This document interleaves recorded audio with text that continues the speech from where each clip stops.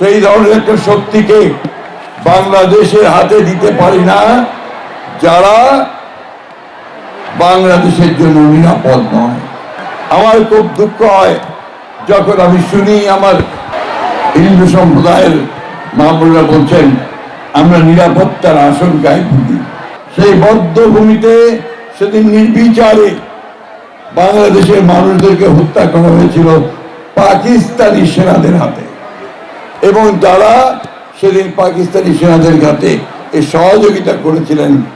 আমাদের দুর্ভাগ্য তারাই আজকে আবার ভোটের জন্য আমাদের সামনে এসেছে।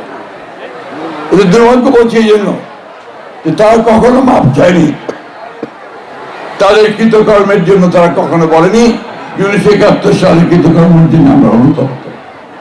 সেদিন লক্ষ লক্ষ মানুষ শহীদ হয়েছে, আমার লক্ষ মা বোনের সম্ভ্রম বিনষ্ট হয়েছে, এর বিনিময়ে কিন্তু আমরা বাংলাদেশ করি। তাই আমি পরিষ্কার করে বলতে চাই, আমরা কখনোই সেই ধরনের একটা শক্তিকে বাংলাদেশের হাতে দিতে পারি না যারা বাংলাদেশের জন্য নিরাপদ নয়, যারা বাংলাদেশের মানুষের জন্য নিরাপদ নয়। আপনারা সব সময় মনের মধ্যে একটা সাহস রাখবেন। আমার খুব দুঃখ হয় যখন আমি শুনি আমার হিন্দু সম্প্রদায়ের মামুনরা বলছেন আমরা নিরাপত্তার আশঙ্কায় ভুগি। কেন? এই দেশ আপনার, এই মাটি আপনার, আপনি এখানকার মাটিতে জন্ম নিয়েছেন, এখানে তো আপনি আর আমি সমান, এটাই সবসময় মনে রাখতাম, কোনো ভেদ নেই। এই দেশটা আপনার, এই দেশের মাটি আপনার, এই পার্লামেন্ট হবে সেই পার্লামেন্ট আপনার, ভোট দেওয়ার অধিকারও আপনার, নির্বাচিত করবার অধিকারও আপনার।